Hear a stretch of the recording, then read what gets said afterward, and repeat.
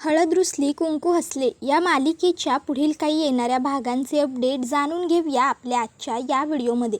चला तर मग प्रेक्षकांनो सुरुवात करूया आपल्या व्हिडिओला.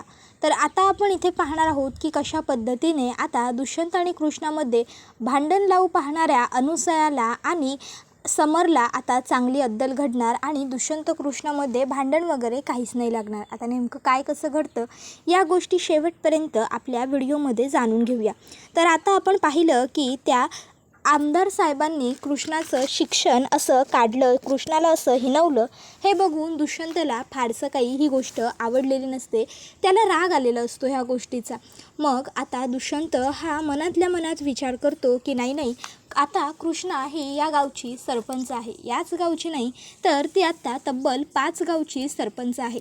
मग असं प्रत्येक वेळी कृष्णाला कुठे ना कुठेतरी लिहिण्या वाचण्याचा काहीतरी संबंध येऊ शकतो आणि प्रत्येक वेळी काय मी तिच्याबरोबरच असेन असं सुद्धा नसणार आहे. त्यामुळे आता कृष्णाने कमीत कमी बेसिक लिहायला वाचायला तरी शिकलं पाहिजे, जेणेकरून कमीत कमी तिला कोणी हे असं हिणवून बोलणार नाही. मग आता मी कृष्णाला घरी गेलो की ताबडतोब सांगेन की कृष्णा तू आता अभ्यासाचं जरा मनावरती घे, कमीत कमी काहीतरी तर जमायला पाहिजे ना तिला, असा विचार करून दुष्यंत जेव्हा कृष्णाबरोबर घरी येतो, कृष्णा म्हणते नशिबानं म्या तुम्हासनी पाहिलं होतं ते लॅपटॉप चालवताना म्हणून मला ते चालवता आलं, नाहीतर समधी गडबड झाली असती बघा. दुष्यंत म्हणतो कृष्णा यावेळी तर तुला नशिबाने साथ दिली, लकीली वाचलीस, पण पुढच्या वेळी काय करशील?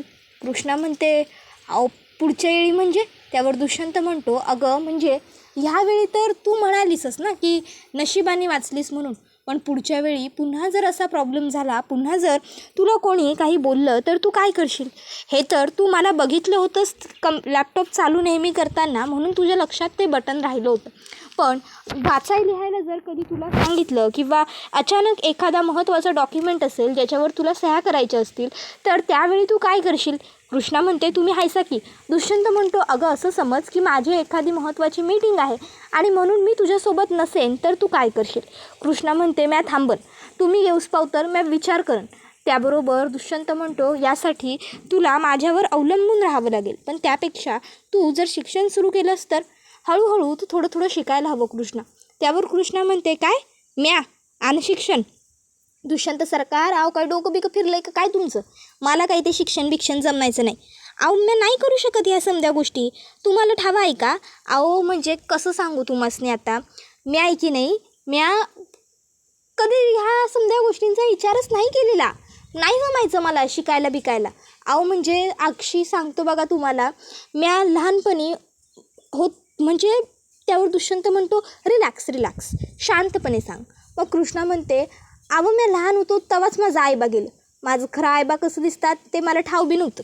आणि मग मी मंदिरात राहायला लागलो, मग मंदिरात राहत होतो, पोटाला भाकर कोण आणून देत होतं तेव्हा खात होतो, त्यामुळं शिकायचं तर काही प्रश्नच आला नाही. आणि नंतर भैरूबानं मला घरला आणल्याच्या नंतर त्यानं घातली होती शाळेत, पण जेव्हा भैरूबा गेला तेव्हा मग शाळा बिळा कसायचं काय आणि कसलं काय समजच सुटून गेलं, त्यामुळं मला शाळेचं तोंड गोरं का काळं ते बी ठावं नाही बघा. त्यावर दुष्यंत म्हणतो अगं इट्स ओके, मग काय झालं, आपण अगदी पहिल्यापासून सुरुवात करू, आपण तुला अक्षर ओळखीपासून शिकवायला लागू, मग तर झालं.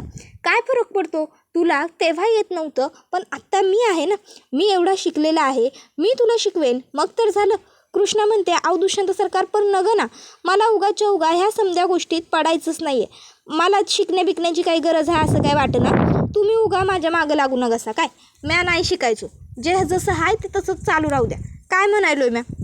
दुष्यंत म्हणतो नाही कृष्णा असं कसं, जे जसं सुरू आहे ते तसंच सुरू ठेवायचं, याला काय अर्थ आहे, याला वेडेपणा म्हणतात आणि हा असा वेडेपणा करायचा नाही, तू शिकायलाच हवंस. हे बघ कृष्णा, अगं तू 5 गावची सरपंच आहेस, आज त्या आमदार साहेबांनी तुला का वेठीस धरलं, तू शिकलेली नव्हतीस म्हणून, पण हेच जर खरोखर तू शिकलेली असतीस तर त्यांनी तुला एवढे उलटे सुलटे प्रश्न विचारलेच नसते.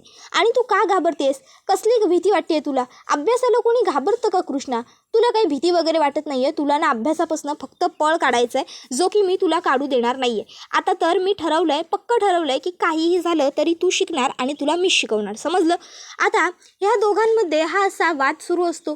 मग त्या ठिकाणी अनुसया येते. आता अनुसयाने दुष्यंतचं आणि कृष्णाचं बोलणं ऐकलेलं असतं. खरं तर कृष्णाने शिकायला हवं अशी अनुसयाची इच्छा नसते, पण आता अनुसया काय करते, ती पुढे सरसावते आणि म्हणते माफ करा पोरांनो. नाही म्हणजे खरं तर तरण्या ताट्या पोराचं आणि त्याच्या बायकोचं बोलणं हे असं ऐकणं बरोबर नाही आहे. पण काय करू, तुम्ही माझी पोरच आहेसा म्हणून जाता जाता कानावर पडलं म्हणून थांबलो आणि ऐकलं. कृष्णे म्हणजे बघ, दुष्यंता जे काय बोलायला आहे ते समजा काही चुकीचं आहे असं मला तरी नाही वाटत. अगं 5 गावची सरपंच आहेस तू, लिहायला वाचायला तर यायला हवंच ना तुला. त्याबरोबर दुष्यंत म्हणतो, बरं झालं मोठी आई तुम्ही चलात आणि तुम्हीच आता कृष्णाला सांगता येते. हिला आम्ही एवढं समजून सांगूनही काहीही कळत नाही आहे. मूर्खासारखं बोलतच चालली आहे की मला नाही शिकायचं, मला नाही शिकायचं. याला काही अर्थ आहे का? कृष्णा बघ, आता तर मोठी आईसुद्धा तुला सपोर्ट करायला तयार आहे. तीसुद्धा तुला सांगते की तू शिक म्हणून. त्यावर अनुसया म्हणते, माझा नवरा मला जर शिकवायला तयार असता तर मी बी शिकलो असतो. त्याबरोबर मग दुष्यंत म्हणतो, बघ आता आणखीन काय हवं? कृष्णा आता अजिबात नाही नाही नाही म्हणू नकोस, गुपचूप अभ्यासाला लागायचं. काय कळलं का? मोठ्या आईंचं तरी ऐकशील ना, कमीत कमी माझं नाही पण. त्यावेळी कृष्णा म्हणते, ठीक आहे, आता जर तुम्ही आणि थोरल्या सासूबाई एवढं म्हणायला आहेत तर म्या अभ्यासाचं मनाव घेतो. पर दुष्यंत सरकार, तुम्ही मला शिकवताना अजिबात माझ्यावर हसायचं नाही. आव हे समजा मला नाही जमायचं, मला ढावा आहे. ठीक आहे, तुम्ही एवढं म्हणायलायचा, पोट तिडकीनं सांगायलायचा तर म्या प्रयत्न करतो. पण मला नाही जमलं तर माझ्यावर कावायचं नाही. दुष्यंत म्हणतो, नाही चिडणार. तू एकदा नाही, 10दा नाही, 100दा एक गोष्ट विचारलीस ना तरी मला चालेल. पण तू एखाद्या अभ्यासातला घटक सोडून दिलास ना तर मात्र मला आवडणार नाही. बरं सर, आपण उद्यापासून अभ्यासाला सुरुवात करू. तुला बेसिक अंकल्पी वगैरे आणावी लागेल, वही आणावी लागेल, ते सगळं मी घेऊन येतो. काय एवढं बोलून दुष्यंत तिकडनं निघतो. त्याबरोबर इकडे आता कृष्णा मात्र विचारांमध्ये मग्न होते. कृष्णाला टेन्शन आलेलं असतं की सगळं कसं व्हायचं, काय करू, मी खरंच अभ्यास करू शकन का, मला जमणार आहे का अभ्यास करणं. तर इकडे अनुसया ही आता विचार करते की चला आता ह्या दुष्यंत आणि कृष्णामध्ये भांडण लावलं पाहिजे. पण आता कसं? मग ती काय करते, ती समरला बोलवते आणि समरला आता सांगत असते, समर आता तू माझी एक खूप मोठी जबाबदारी पार पाडायची आहेस. समर म्हणतो, ती कोणती आहे? मग अनुसया समरला सांगते, समर एक काम कर, आता बघ आता ती कृष्णी टेन्शनमध्ये आहे, म्या शिकायला पाहिजे की नाही जो खूप मोठा प्रश्न तिच्यासमोर उभा आहे. आता म्या तर तिला असं लावलं आहे की म्या तिच्या संगत आहे, म्या तिला शिकवायला तयार आहे. पण आता तू काय करायचं, तू तिच्याकडं जायचं आणि तिला मुद्दामून म्हणायचं की तुला जमणारच नाही, तू करूच शकत नाहीस, तुला होणारच नाही. म्हणजे काय, तिचा आत्मविश्वास कमी करायचा. दुष्यंतला मुळात तुला बिकवायची काय गरज आहे, तो एवढा स्वतः शिकलेला आहे, तो तुझी मदत करू शकतो की समध्या कामांमध्ये, असं सगळं तुला त्या कृष्णीला सांगायचं आहे. समजलं नवं? त्याबरोबर मग समर म्हणतो, होय चालेल आहे. त्याबरोबर अनुसया म्हणते, समर अशी आग लावशील की नाही की दोघा नवरा बायकोंमध्ये अगदी जाळ आणि धूर पेटला पाहिजे, आग लागली पाहिजे, आग. समर म्हणतो, आहे तू काही काळजीच करू नकोस, जे काय करायचं की नाही ते आता म्या करतो, तू फक्त निश्चिंत राहा. आणि मग समर तिकडे येतो आणि कृष्णाला म्हणतो, काय वहिनीसाहेब कसला विचार करायला? कृष्णा म्हणते, काही नाही, अशीच बसल्या. समर म्हणतो, नाही नाही नाही वहिनीसाहेब, अहो खोटं बोलायला तुम्ही आमच्याशी, कळायलं की तुमच्या तोंडावर बघून काहीतरी विचार करायला असं तुम्ही, काय झालं आहे ते सांगा की. त्याबरोबर मग कृष्णा म्हणते, अरे समोर काय सांगू तुला, अरे बघ की आज आपण जेव्हा तिकडं गेलो होतो तेव्हा त्या आमदार साहेबांनी माझं शिक्षण काढलं ना, शिक्षणावरनं मला टोकलं, मला बोलले, म्हणून दुष्यंत सरकारसनी त्यांचा राग आला आहे. आणि दुष्यंत सरकारांचं म्हणणं असं आहे की म्या 5 गावची सरपंच आहे म्हणून मला कमीत कमी लिहिता वाचता तर यायला पाहिजे, म्हणून त्यांनी मला सांगितलं आहे म्या लिहायला वाचायला शिकायचं आणि तेच माझा अभ्यास बी घेणार आहेत. अरे समर्पण म्हणजे दुष्यंत सरकारांवर माझा विश्वास आहे र, ते मला चांगलं शिकवतात आणि मला हुशार बी करतात. पण मला जमणार आहे का ते समजे लिहायला वाचायला शिकायला? अरे मला नाही जमायचं, मला माझ्यावर विश्वास आहे की म्या नाही म्हणजे एवढी हुशार. त्याबरोबर मग समर म्हणतो, पण का वाटायलं तुम्हाला असं? त्यावर कृष्णा म्हणते, अरे समर मला माझं खरं आईबा कोण आहेत ते माहीत नाही. भैरूबा आणि हे गाव हे समजा माझं नाही आहे, मला भैरूबानं आणलं होतं इथं स्वतःची लेक म्हणून. म्या जन्माला आलो आणि माझा आईबा गेलं, म्या मंदिरात राहिलो विठोबाच्या, तिथं कोण भाकर तुकडा आणून देईल तेव्हा तो खात होतो. मग भैरूबानं मला तिथं त्या अवस्थेत पाहिलं आणि त्यानं मला घरला आणलं. त्यानं घरला आणल्यानंतर त्यानं नाव माझं शाळेत घातलं, पण आईनं काय मला जास्त शाळेत जाऊ दिलं नाही. बरं तरी बी जमल तशी मी शाळेत जायला लागलो. पण कालांतरानं भैरूबा गेल्यानंतर तर मग घरची समधी जबाबदारीच माझ्यावर पडली. मग कसली शाळा आणि कसलं काय, अरे शाळा काळी का गोरी हेच ठाव नाही मला, मी दुष्यंत सरकारसनी बी सांगितलं पण ते काय ऐकणं झालं. त्याबरोबर मग समर म्हणतो, नाही वहिनी माफ करा, कदाचित तुम्हासनी आमचा राग येईल, पण तरी पण एक शब्द बोलू काय? त्यावर मग कृष्णा म्हणते अरे बोलायलाच काय असतं, बोल की हक्कानं. तसा लगेचच आता समर म्हणतो बघ वहिनी, म्हणजे दुष्यंत बोलायला ते बी काही चुकीचं नाही आहे, शिकायला हवं. पण तुम्हाला शिक्षणाची काय गरज आहे? अहो तुमचा नवरा समर एवढा शिक्षित आहे, एवढा सुशिक्षित आहे, एवढा हुशार आहे, मग तो शिकलेला असताना तुम्ही थोडीच काही चुकीचं करणार आहेसा. तो आहे की तुमच्याबरोबर. त्याबरोबर कृष्णा म्हणते अरे होय, मी आधी त्यासनी हेच सांगितलं, पण ते माझं काय ऐकून घ्यायला तयारच नाहीत. ते म्हणायलात की मी असं प्रत्येक वेळी त्यांच्यावर अवलंबून राहणं चुकीचं आहे, मला माझं समज काही जमलं पाहिजे, म्हणून तर पाठी लागायलात ना माझ्या, शिक शिक शिक शिक. पर अरे समर मला ठावं आहे, मला हे शिक्षण नाही जमायचं बाबा. अरे हे समजा लई अवघड असते, झंझटमारीचं काम असते. पर दुष्यंत सरकारांजवळ कोण बोलायला जाणार? समर म्या काय म्हणतो ऐक की, तू सांग की दुष्यंत सरकारसनी, तू म्हणतेस नाही की जेव्हा ते कामात असतील नवं तेव्हा तू येशील माझ्याबरोबर, बोल की बोल. त्याबरोबर समर म्हणतो माफ करा वहिनी, नाही म्हणजे बोललो बी असतो, तुमच्या खातर मी एवढं केलं असतं, तुम्ही एवढं केलं आमच्यासाठी, आम्हाला आमच्या हक्काचं घर मिळवून दिलं, मला माझ्या बाळाचं प्रेम मिळवून दिलं. पर अहो वहिनी असं काय करायला आहे? ह्यो प्रश्न तुमचा आणि तुमच्या नवऱ्याचा खाजगी आहे, ह्यामध्ये म्या पडायचं म्हणजे बरोबर दिसणार नाही हो, नाहीतर खरंच मध्ये पडलो असतो. असो, तुम्ही एक काम करा, तुम्ही आहे की नाही दुष्यंतकडे जावा आणि त्याला खडसावून सांगा मला शिकायचं नाही म्हणजे. हट्टा ना तुम्ही, अहो मी सांगायलोय ना तुम्हाला, बायकोच्या हट्टापुढं नवऱ्यांचं काय बी चालत नाही. आता बघायला ना आबा आईनं एक हट्ट केला की आबासनी पुरवावाच लागतोय. त्याबरोबर मग कृष्ण विचार करते की हां हे खरं आहे, बायकोच्या हट्ट्यापुढं नवऱ्याचं काही फार चालणार नाही. मग कृष्णा ही दुष्यंत वही पुस्तकं सगळं घेऊन आल्याच्या नंतर दुष्यंतला सांगते, हे बघा दुष्यंत सरकार, तुम्ही उगा माझ्या मागं लागू नकासा, शिक्षण घे म्हणून, मला काही बिकायचं नाही आहे, मला नाही जमायचं हे समज. आणि मी कशा पाहिजे शिकू, माझा नवरा हायसा ना तुम्ही एवढे शिकलेले आहात, सुशिक्षित आहात, तुम्ही कराल माझी मदत. आणि जेव्हा कधी तुम्ही घरला नसाल की नाही तेव्हा म्या समरची मदत घेईन. तुम्ही मीटिंगला जाल पण समर तर त्याच वेळी बाहेर जाणार नाही ना, मी समरला थांबवीन. आणि जर समर बी नसाल आणि तुम्ही बी नसाल तर मी भक्तीला बोलवून घेईन, मी भक्तीची मदत घेईन. समजलं काय तुम्हासनी? पण मला या शिक्षणाच्या फंड्यात अजिबात पडायचं नाही आहे. उगा सुखाचा जीव दुखात घालायची कामं मला नाही जमायचं शिक्षण घ्यायला. तुम्ही उगा माझ्या मागे लागू नकासा. आणि 4 बुकं नाही वाचता आली म्हणून काय नुकसान झालं असं होत नसते. आज जेव्हा त्या आमदार साहेबांनी माझा अपमान केला तेव्हा मी त्यासनी सांगितलंच ना की मला जरी 4 बुकं वाचता येत नसली तरी शेती भातीची समधी कामं येतात, घरातली समधी कामं येतात. तेव्हा त्यांचं तोंड बंद झालं का नाही? मग उगाच तुम्ही माझ्या मागं लागू नका, अभ्यास कर, माझ्याच्यानं काय तो अभ्यास व्हायचा नाही. अहो दुष्यंत सरकार, माझ्या टकुऱ्यात ते समजा शिरणारच नाही, मला माहिती आहे की नाही. अहो ती भक्ती आहे की नाही, ती बी मला स्वयंपाक करायला शिक किती वर्ष शिकवत होती, पण मला नाहीच जमलं. शेवटी जेव्हा लगीन झालं, सासरी आलो, तेव्हा कुठंतरी जाऊन मला हे समजा जमले. मग उगाच तुम्ही माझ्या मागं लागू नकासा. अहो स्वयंपाकासारखी एवढी सोपी गोष्ट शिकाय मला एवढी वर्ष गेली, मग हा अभ्यास करणं तर केवढं अवघड असतंय. अहो मी बघतो की तिकडं आपल्या बंगल्या शेजारच्या पोरांना, अहो केवढा अवघड अभ्यास असतोय होतो. ती एवढीशी पोरं, त्यांची ती एवढी मोठाली दप्तरं आणि एवढी पुस्तकं. बाई नाही दुष्यंत सरकार, मला काही जमायचं नाही. दुष्यंत म्हणतो कृष्णा ऐक, जमणार नाही काय मगापासून जमणार नाही लावलेस ग, स्वतःला नाट लावलीस तर कसं काय होणार आहे तुझं पुढे? हे बघ कृष्णा, ते मला काही माहीत नाही आहे, तुला अभ्यास करावा लागेल म्हणून करावा लागेलच.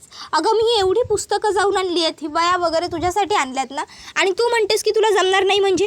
आणि अभ्यास करणं यामध्ये एवढं काय मी तुला अवघड काम करायला सांगतोय ग, किंवा कुठली वजी व्हायला सांगतोय? घरात बसून फक्त पुस्तक वाचायचं आहे, लिहायचं आहे, तर त्यामध्ये तुला एवढं अवघड का काही वाटतंय? आणि मी काय मूर्ख आहे का? आणि इतर जी शिकलेली सगळी सुशिक्षित लोकं आहेत ती काय वेडी म्हणून शिकली का?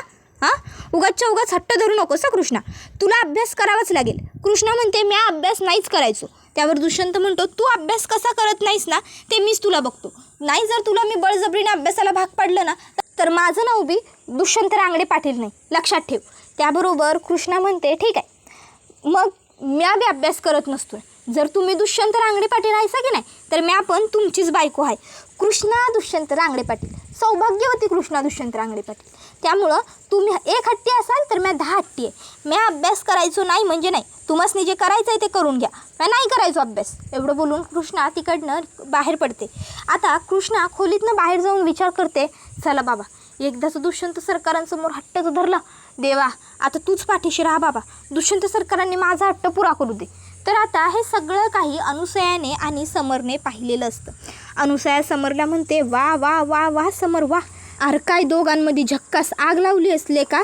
नाही म्हणजे तुझं करावं तेवढं कौतिक थोडंच आहे. वा, आता बघता बघता बघता असंच हळू करून करून करून त्या दुष्यंत आणि कृष्णामध्ये इतकी भांडणं लावायची की नाही की ती दोघं वेगळी झाली पाहिजे.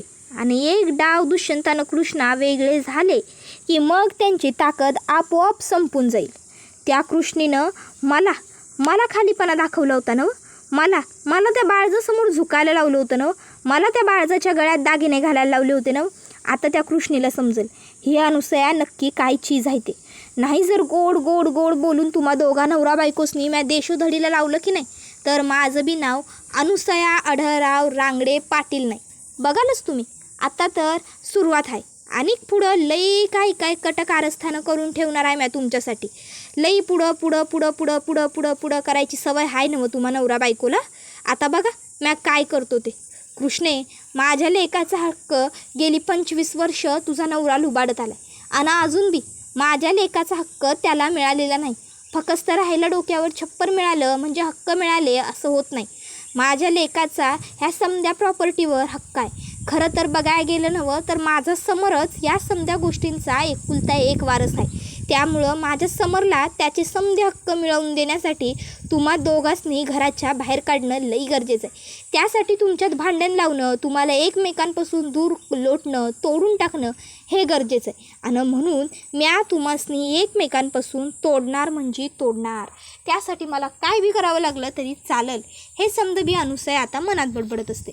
तर इकडे समर म्हणत असतो, आहे तू काही काळजीच करू नकस. आता म्या अशी ह्या पेटवलेल्या वनव्याला हवा देत राहतो की नाही की वनवा विझण्याऐवजी किंवा कमी होण्याऐवजी सतत पेट घेतच राहील. ह्या दुष्यंतला आणि कृष्णाला लई हाऊस होती ना आपली मदत करण्याची. आता यांना समजेल की आपल्याला यांच्या मदतीची गरज नाही, तर ह्यांना आपल्या भिकेची गरज आहे. बघच तू म्या काय करतो ते. ह्या दुष्यंतनं माझे हक्क हिरावले, ह्या दुष्यंतनं माझी जमीन बळकावली, माझे अधिकार बळकावले, माझे बाचं प्रेम बी मला मिळालं नाही, ते बी ह्याच्याचमुळं. पण आता मला समज मिळणार. तर दुसऱ्या बाजूला इकडे दुष्यंत विचार करतो की अरे यार, मी कृष्णावर उगाच रागवलो. मी कृष्णाला प्रेमाने समजून सांगायला हवं होतं शिक्षणाचं महत्त्व. जाऊ दे, आत्ता जाऊन तिच्याशी बोलतो. आणि मग दुष्यंत कृष्णाकडे येतो. कृष्णा खोलीत नाराज होऊन बसलेली असते. मग दुष्यंत कृष्णाकडे येतो आणि कृष्णाला समजवून सांगतो, हे बघ कृष्णा, मी शिकणारच नाही असा हट्ट नको ना करू. मी आहे ना तुझ्याबरोबर. आजपर्यंत आपण दोघंजणं जेव्हा एकत्र आलो आहे तेव्हा सगळं छानच घडलं आहे. तुला आठवतं आहे ना बटूक बाबाचं सत्यसुद्धा आपण दोघांनीच कसं बाहेर पाडलं होतं. त्यानंतर ते झालं आणि मग आणखीन पुढेसुद्धा आपण लग्न केलं तेव्हा बऱ्याच संकटातून आपण एकत्र पार पडलो. मग अगदी तुझ्यावर झालेल्या दागिन्याच्या आरोपातून तुला बाहेर काढण्यापासून ते मला पूजाने धोका दिल्यावर पूजाला अद्दल घडवण्यापर्यंत सगळं आपण मिळून केलं आहे. आपण दोघं जेव्हा एकत्र असतो आणि जे काही ठरवतो ना आपण त्यामध्ये यशस्वी होतोच. जर मी ठरवलेल्या निर्णयात तू माझी साथ दिलीस आणि शिक्षण घेतलंस ना तर कृष्णा, अगं फायदा तुझाच आहे, तूच हुशार होशील ना. मग कृष्णाही विचार करते दुष्यंतचं बरोबर आहे आणि मग तीही अभ्यास करायला तयार होते. दोघंही नवरा बायको आपापसातलं भांडण मिटवतात आणि आनंदाने जेवायला बाहेर येतात. आता कृष्ण आणि दुष्यंतला असे एकत्र बघून अनुसया आणि समरला खूप मोठा धक्काच बसतो. त्यांना पश्चाताप होतो, राग येतो. ते विचार करतात की अरे रे, आम्ही करायला काय गेलो होतो आणि होऊन काय बसलो. उगाच आम्ही त्या कृष्णाला कायनो बायनो भलतं सलतं सांगितलं. उगाच ती कृष्णा भडकली. ह्या दोघांमध्ये भांडण झालं. उलट ह्या दोघांमध्ये भांडण झालं. भांडणानंतर एकमेकांपासून लांब व्हायचं सोडून ही दोघंजणं तर आणखीनच एकमेकांच्या जास्तनं जवळ आलेत. नाही असं नाही चालणार. आता लवकरच पुन्हा एकदा ह्या दोघांना एकमेकांपासून लांब करायलाच हवं. काहीतरी नवीन चाल खेळावीच लागेल, काहीतरी नवीन डाव टाकावाच लागेल असा विचार अनुसया करत असते. ती म्हणते काही झालं तरी मी या दोघांना सुखासुखी कधीच असं एकत्र सुखाने नाही राहू देणार. त्याबरोबर हा व्हिडिओ इथेच संपतो. व्हिडिओ आवडला असेल तर व्हिडिओला लाईक करा, चॅनलवर नवीन असाल तर चॅनलला सबस्क्राईब करा आणि बेल आयकॉन आठवणीने प्रेस करा, जेणेकरून तुम्हाला पुढच्या प्रत्येक व्हिडिओचं नोटिफिकेशन मिळत जाईल आणि सर्व व्हिडिओंचा आनंद हा अगदी उत्तम पद्धतीने घेता येईल. चला तर मग प्रेक्षकांनो, आजच्या पुरतं इथेच थांबूया. पुढचा व्हिडिओ येईपर्यंत या व्हिडिओचा छान पद्धतीने आनंद घेत राहा. तुम्हाला ही मालिका कशी वाटते हे आम्हाला कमेंटमध्ये नक्की सांगा. पुढचा व्हिडिओ येईपर्यंत टाटा बाय बाय, धन्यवाद, take care all of you.